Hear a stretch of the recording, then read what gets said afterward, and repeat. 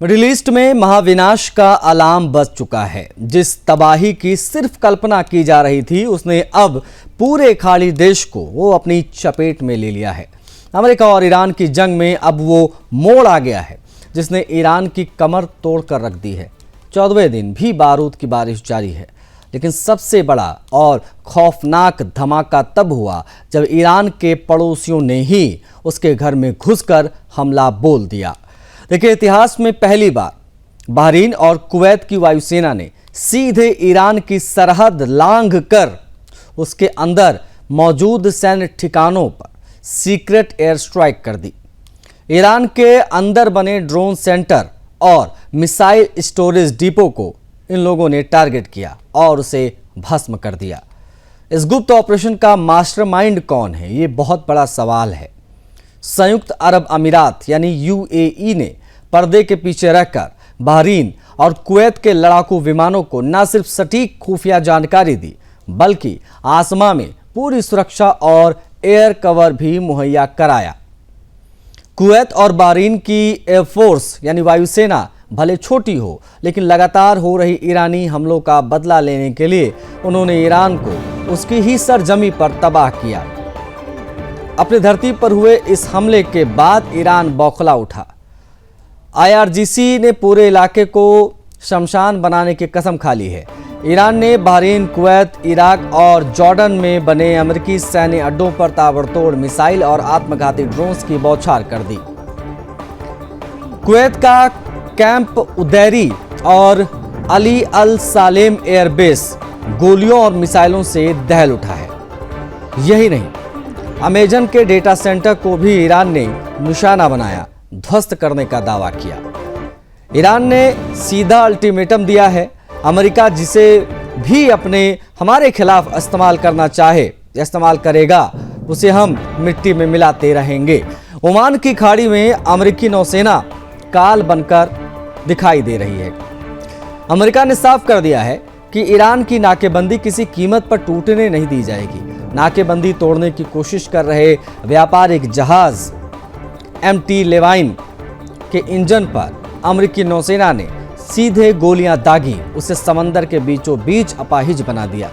White house में सुरक्षा सलाहकारों के साथ आपातकालीन मीटिंग के बाद अमेरिका के राष्ट्रपति डोनाल्ड ट्रंप ने गरजते हुए कहा कि मुझे युद्ध खत्म करने की कोई जल्दबाजी नहीं है। इस महायुद्ध ने पूरी दुनिया की जेब पर डाका डाला है। हॉर्मुज स्ट्रेट पूरी तरीके से बंद है। कच्चे तेल की कीमतें 96 प्रति बैरल के पार हो चुकी हैं। समंदर के बीचों बीच 400 जहाज़ों पर 6000 से ज़्यादा नाविक मौत और ज़िंदगी के बीच में हैं, झूल रहे। उनके पास खाने पीने का सामान समाप्त हो चुका है, लेकिन बारूद के इस खेल में उनकी सुनने वाला कोई नहीं है। दूसरी तरफ लाल सागर में हुती विद्रोहियों के हमलों का जवाब देने के लिए सऊदी अरब ने यमन के होदेइदा इलाके पर बमबारी करके हुती ठिकानों को नेस्तनाबूद कर दिया। ओमान और पाकिस्तान जैसे देश मध्यस्थता की भीख मांगते रहे, लेकिन ना अमेरिका झुकने को तैयार, ना ईरान। ईरान चारों तरफ से घिर चुका है, उसकी सैन्य ताकत बिखर चुकी है, उसके वजूद को खतरा है। अगर यह महायुद्ध इस प्रकार से चलता रहा तो खाड़ी देशों से उठी ये आग पूरी दुनिया को भस्म कर देगी, ये कहना गलत नहीं होगा।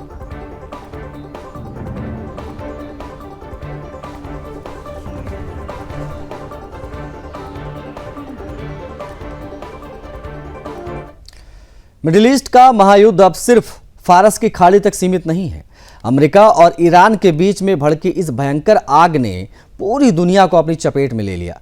एक तरफ ईरान पर चारों तरफ से बम और मिसाइलें बरस रही हैं, तो दूसरी तरफ अमेरिकी राष्ट्रपति ट्रंप ने चीन, रूस और पूरे यूरोपियन यूनियन के खिलाफ खुलेआम मोर्चा खोल दिया है। लेकिन ईरान की तानाशाही और उकसावे वाली हरकतों का हम कतई समर्थन नहीं करते हैं। ईरान की खतरनाक नीतियों ने पूरे खाड़ी क्षेत्र को तबाही के मुहाने पर लाकर छोड़ दिया है। लेकिन इस महाजंग के बीच में ट्रंप के एक नए बयान ने पूरी दुनिया में हड़कंप मचा दिया है। जंग के इस माहौल के बीच में ट्रंप सीधे यूरोपियन यूनियन यानी EU पर टूट पड़े। वजह बनी टेक दिग्गज गूगल पर लगा भारी जुर्माना। ट्रंप ने अपने प्लेटफॉर्म ट्रुथ सोशल पर भड़ास निकालते हुए यूरोपीय देशों को साफ शब्दों में ललकारा है।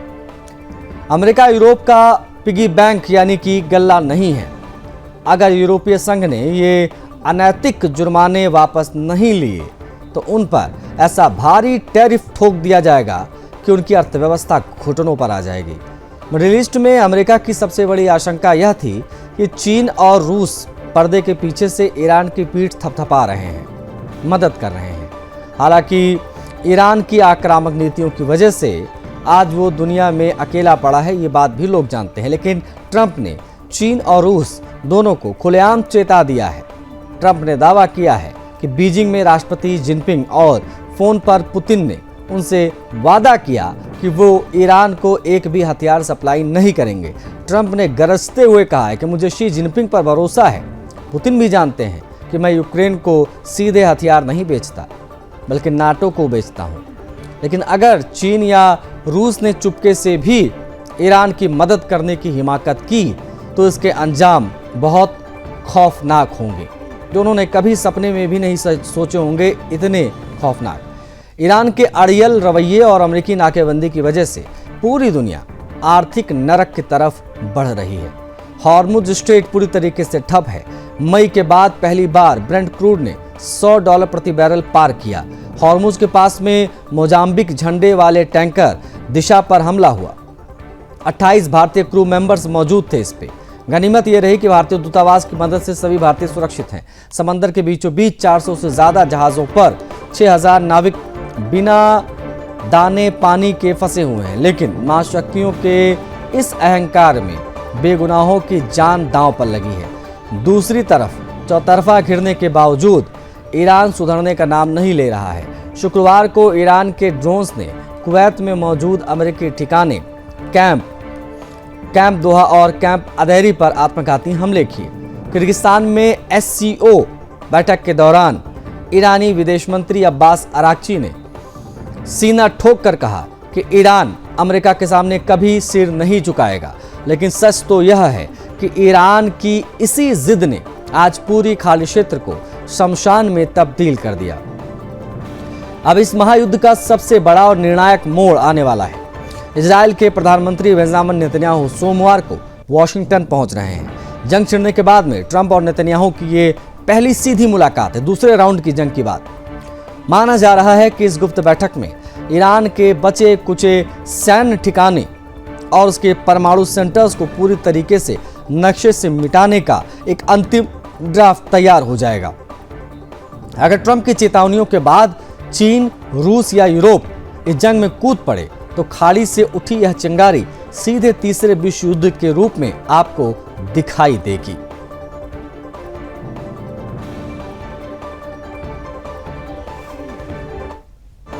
मिडिल ईस्ट में अमेरिका और ईरान के बीच में भड़की महाजंग के बीच एक ऐसी खुफिया रिपोर्ट सामने आई है जिसने वॉशिंगटन से लेकर तेल अवीव तक हड़कंप मचा दिया है। ईरान के सर्वोच्च नेता अयतुल्ला अली खामनेई की मौत के बाद में तेहरान की सत्ता संभालने वाले उनके बेटे मुस्तफा खामनेई को लेकर एक बहुत बड़ा और खौफनाक खुलासा हुआ है। अमेरिकी खुफिया एजेंसीज की एक सीक्रेट असेसमेंट के मुताबिक मुस्तफा खामनेई अपने पिता की तुलना में ईरान को जल्द से जल्द परमाणु हथियार से लैस करने के लिए तत्पर है, हिमायती है। द न्यूयॉर्क टाइम्स की एक रिपोर्ट के अनुसार दिवंगत अयतुल्ला अली खामनेई भले ही लंबे समय से यूरेनियम संवर्धन और परमाणु विकास पर जोर दे रहा था, लेकिन अमेरिकी अधिकारियों का मानना है कि एक सीमा से आगे जाकर परमाणु बम बनाने का अंतिम फैसला लेने में उनके मन में कुछ हिचकिचाहट थी। खुफिया रिपोर्ट का बड़ा दावा किया गया कि मुस्तफा खामनेई और युद्ध के बाद उभरा ईरान का एक नया कट्टरपंथी धड़ा बिना किसी देरी के जल्द से जल्द परमाणु हथियार बनाना चाहता है। हालांकि मुस्तफा ने सार्वजनिक रूप से कभी भी परमाणु बम की खुली वकालत नहीं की है, लेकिन अमेरिकी खुफिया आंकलन ये संकेत दे रहे हैं कि उनकी मंशा अपने दिवंगत पिता से कहीं ज्यादा आक्रामक है। उधर दी वॉल स्ट्रीट जर्नल ने ईरान के उस सबसे बड़े गुप्त प्लान का पर्दाफाश भी किया जिसे जानने के बाद पेंटागन के भी होश उड़ गए। जून 2025 में नतांज, फोर्डो और इस्फहान स्थित ईरान के प्रमुख परमाणु ठिकानों पर अमेरिका ने भयंकर बमबारी की थी, लेकिन उस तबाही के बाद भी तेहरान ने हार नहीं मानी। अमेरिकी अधिकारियों का दावा है कि ईरान ने अपने सबसे आधुनिक सेंट्रीफ्यूज यानी कि यूरेनियम संवर्धन की मशीन जो होती है, परमाणु सामग्री की एक बड़ा हिस्सा मध्य ईरान स्थित एक बेहद मजबूत अंडरग्राउंड फैसिलिटी में शिफ्ट कर दिया है। इससे अमेरिकी खुफिया एजेंसीज पिकैक्स माउंटेन का नाम देते हैं। ये एक ऐसा ठिकाना है जो ठोस चट्टान और पहाड़ों की गहराइयों को काटकर बनाया गया है, जहां अमेरिका या इजरायली एयर स्ट्राइक का असर होना लगभग नामुमकिन हो जाता है। अमेरिका और इजरायल के लगातार हो रहे हमलों के बाद ईरान की पारंपरिक सैन्य ताकत को भारी नुकसान जरूर पहुंचा है। तेहरान का कट्टरपंथी धड़ा यानी कि Islamic revolutionary guard corps IRGC Mustafa Khamenei पर दबाव बना रहा है कि अपनी संप्रभुता और वजूद को बचाने का अब केवल एक ही रास्ता बचा है, परमाणु बम का निर्माण। मुस्तफा खामनेई अपनी नई सत्ता को मजबूत करने के लिए सेना के इस कट्टरपंथी धड़े को पूरा समर्थन भी दे रहे हैं। वाशिंगटन को यह संदेश दिया जा रहा है कि नेतृत्व बदलने के बाद भी ईरान की नीतियां नहीं बदली हैं। मुस्तफा खामनेई की आक्रामक सोच पूरे खाड़ी क्षेत्र और वैश्विक शांति के लिए खतरनाक है।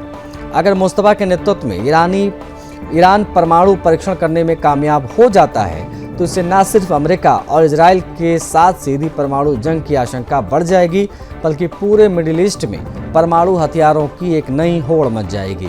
फिलहाल अमेरिकी एजेंसीज पिकैक्स माउंटेन और मुस्तफा खामनेई के हर एक कदम पर 24 घंटे पैनी नजर बनाए हुए हैं। अब देखना होगा कि वाशिंगटन ईरान को इस अंतिम रेखा को लांघने से रोकने के लिए किस तरीके की नई रणनीति को अपना पाता है।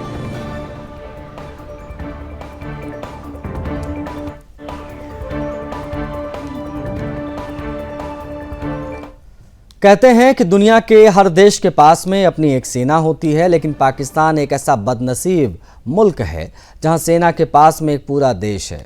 जी हाँ, पाकिस्तान की बदहाल आवाम की भूख, उसकी प्यास और उसकी तकदीर सब रावलपिंडी के जनरल की तिजोरी में कैद है। UN की ताज़ा report the state of food security and nutrition in the world ने पाकिस्तान की इस कड़वी और घिनौनी सच्चाई पर मुहर लगा दी है। देखिए, 1947 में एक साथ आज़ाद हुए दो देशों की राहें आज कहां पहुंच चुकी हैं। एक तरफ भारत अपनी लोक जन कल्याणकारी योजनाओं से करोड़ों लोगों की थाली तक खाना पहुंचा रहा है, तो दूसरी तरफ पाकिस्तानी सेना की युद्ध प्रेमी सनक ने अपने ही नागरिकों को दाने दाने के लिए तरसा दिया है। संयुक्त राष्ट्र की रिपोर्ट के मुताबिक पूरी दुनिया में भुखमरी के आंकड़े लगातार गिरे हैं। एशिया महाद्वीप ने भुखमरी मिटाने में सबसे तेज रफ्तार पकड़ी है, लेकिन पाकिस्तान इस सुधार का एक बेहद शर्मनाक और चिंताजनक अपवाद है। पाकिस्तान में सेना को अपने नागरिकों की भूख से कोई मतलब नहीं है।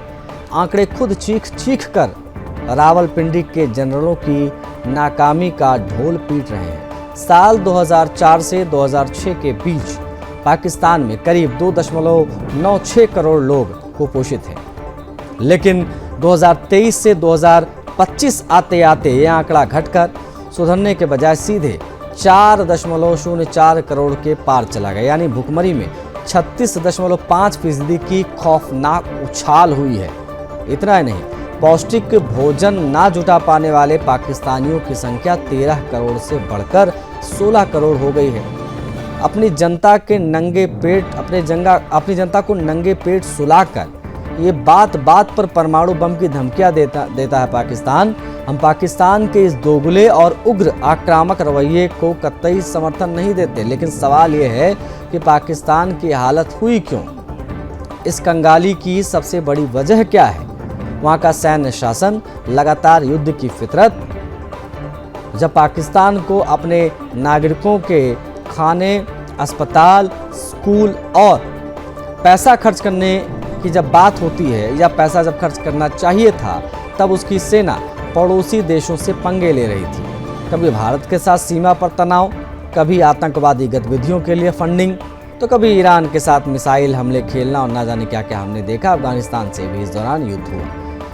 मुल्क के घर में चूल्हा नहीं जल रहा है, तब उनके जनरल युद्ध की डींग हाँक रहे हैं। नतीजा यह है कि पाकिस्तान दाने दाने को तरस रहा है। अर्थव्यवस्था वेंटिलेटर पर चली गई है।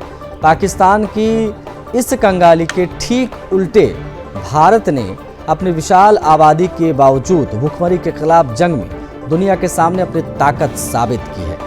2004 में भारत में 34.39 करोड़ लोग कुपोषित थे। 2025 तक भारत ने इसे घटाकर 14.25 करोड़ पर ला दिया, यानी कुपोषण में 41.6% की रिकॉर्ड तोड़ कटौती। भारत सरकार की प्रधानमंत्री गरीब कल्याण अन्न योजना PMGKAY इस सफलता का सबसे बड़ा हथियार है, जिसके तहत देश के 57% आबादी को मुफ्त राशन दिया जा रहा है। भारत कृषि उत्पादन और मजबूत योजनाओं के दम पर भूखमरी को हमेशा के लिए उखाड़ फेंकने की तरफ बढ़ रहा है। संयुक्त राष्ट्र के आंकड़े साफ बता रहे हैं कि बारूद और नफरत से कभी आवाम का पेट नहीं भरा जा सकता। भारत जहां तरक्की और इंसानियत के रास्ते पर दुनिया की महाशक्ति बना है, तो वहीं पाकिस्तान अपनी सेना की बेवकूफ़ी और जंग की सनक की वजह से खुद ही अपनी कब्र खोद रहा है।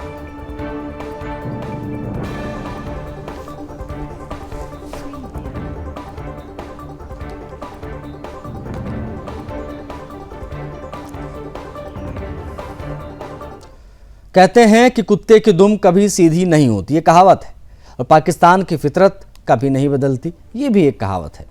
कंगाली, भूखमरी और अंदरूनी बगावत के दलदल में धंसा पाकिस्तान दुनिया के सामने हाथ में कटोरा लेकर भीख मांग रहा है। अर्थव्यवस्था उनकी वेंटिलेटर पर है, आवाम दाने दाने को तरस रही है, लेकिन शहबाज शरीफ सरकार अपनी नापाक हरकतों और भारत विरोधी एजेंडे से बाज नहीं आ रही है। ताज़ा मामला कनाडा की विदेश मंत्री अनीता आनंद की पाकिस्तान यात्रा से संबंधित है। पिछले 2 दशकों में किसी कनाडाई विदेश मंत्री के पहले पाकिस्तान दौरे का शहबाज शरीफ और उनकी सेना ने नाजायज़ फ़ायदा उठाया, अपनी बदहाली और बेचारगी का रोना रोया। पाकिस्तान ने कनाडा के खजाने से $47 मिलियन लगभग 453 करोड़ रुपए की भारी भरकम भीख ऐंठ ली। लेकिन शर्मनाक बात यह है कि मदद की ये खैरात मिलते ही पाकिस्तान ने अपनी पुरानी आदत के मुताबिक भारत के खिलाफ जहर उगलना और खोखली गीदड़ भभकी देना शुरू कर दिया है। पाकिस्तान की अर्थव्यवस्था इस समय उस मुकाम पर आकर खड़ी है, उसे कंगाल कहना भी शायद बहुत छोटा शब्द हो जाएगा। अमेरिका से लेकर तमाम पश्चिमी देश और अंतर्राष्ट्रीय मुद्रा कोष यानी IMF के सामने गिड़गिड़ाने की आदत तो इनकी पुरानी है, लेकिन अब इनके घर पे कोई पहुंच भी रहा है तो उससे भीख मांगने लगते हैं। कनाडा की भारतीय मूल की विदेश मंत्री हैं अनीता आनंद, ये पहुंची थी। इस यात्रा के दौरान पाकिस्तान ने खुद को लाचार, आतंकवाद से पीड़ित दिखाया, $47 मिलियन का नया पैकेज झटक लिया। जिस देश के पास में अपनी जनता को बिजली, आटा, दवाइयाँ देने के पैसे नहीं हैं, वो विदेशी ताकतों के सामने हाथ फैलाकर अपनी बची कुची इज्जत भी गंवा रही हैं। अर्थव्यवस्था को बर्बाद किया जा रहा है, लेकिन सबसे बड़ा सवाल ये है कि क्या ये पैसा पाकिस्तान के विकास में लगेगा। इतिहास तो यही बताता है कि खैरात में मिला ये पैसा भारत के खिलाफ साजिशों और आतंकवाद की नर्सरी चलाने में इस्तेमाल होगा। कनाडाई खजाने से 453 करोड़ रुपए जेब में डालते ही पाकिस्तान का घमंड फिर से जाग उठा। अपनी कंगाली भूलकर पाकिस्तान ने कनाडाई विदेश मंत्री के सामने भारत के खिलाफ जहर उगला जमकर। पिछले साल पहलगाम में हुए आतंकी हमले के बाद भारत ने पाकिस्तान को उसकी सही औकात दिखाते हुए सिंधु जल संधि यानी कि इंडस वाटर ट्रीटी को स्थगित करने का बड़ा ऐलान किया था। भारत के इस मास्टर स्ट्रोक से पाकिस्तान की सांस अटक गई थी। अब कनाडाई विदेश मंत्री के सामने पाकिस्तान ने सिंधु डैम और पानी के मुद्दे पर भारत को अप्रत्यक्ष रूप से गीदड़ भभकी देने की कोशिश की, गिड़गिड़ाते हुए मांग की कि कनाडा इस मामले में हस्तक्षेप करे। पाकिस्तान अंतर्राष्ट्रीय मध्यस्थता का रोना रोकर ये भूल रहा है कि भारत अब वो पुराना भारत नहीं है जो धमकियों से डर जाए। भारत ने साफ कर दिया है कि खून और पानी एक साथ नहीं बहेगा। इसलिए जब कनाडा के विदेश मंत्री यहाँ पर पहुँचती हैं तो उनके सामने भी कनाडा रोता है और कहता है कि दुनिया को हस्तक्षेप करना चाहिए क्योंकि भारत ने हमारा पानी रोक दिया है। कनाडा से भी भीख मांगा जा रहा था कि भारत को समझाएं, भारत से बात करें ताकि वो जो इंडस वाटर ट्रीटी है उसको पुनः बहाल करें। लेकिन भारत ने चीज़ें पहले स्पष्ट कर दी हैं कि किसी भी कीमत पर वो अपने फैसले को वापस नहीं लेंगे, क्योंकि खून और पानी एक साथ नहीं बह सकता।